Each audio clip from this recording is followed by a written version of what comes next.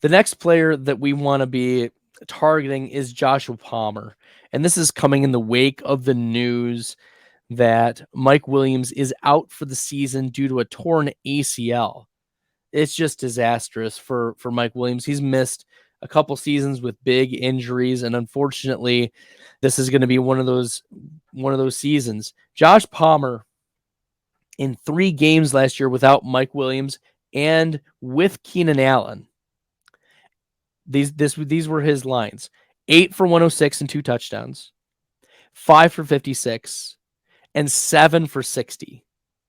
28 targets over 3 games. You can do the math. That's between 9 and 10 targets per game. And with Austin Eckler maybe missing this game, week 4 as well, we will see. We don't know about Eckler's status, but we're talking Josh Palmer can be a pretty straightforward top 24 wide receiver in terms of volume. There aren't many handcuff wide receivers in the NFL. Josh Palmer is one of those volume-based, get him the volume and he'll be okay-ish. He's not a great wide receiver when you look at yards per route run, when you look at PFF receiving grade, but the pass volume is enough for Josh Palmer to be relevant and a flex consideration moving forward, even with Keenan Allen dominating. We expect Keenan Allen's going to get a bump. We expect other Chargers to get bumps in this offense, Josh Palmer included. You may be wondering, what about Quentin Johnston? I have my concerns about Quentin Johnston. I need to stay on brand. As one of the analysts at Player Profiler, we have a brand to maintain, and that is including hatred for Quentin Johnston.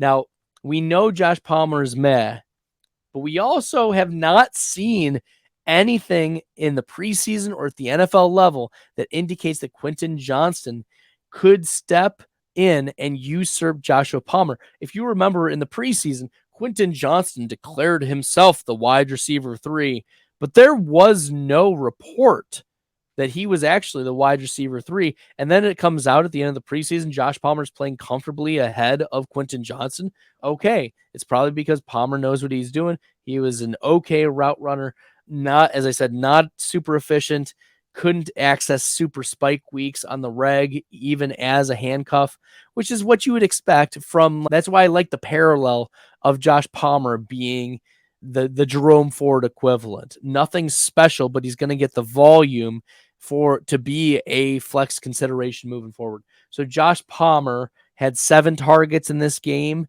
that Mike Williams had to leave early, 4 receptions, 66 yards, and a touchdown.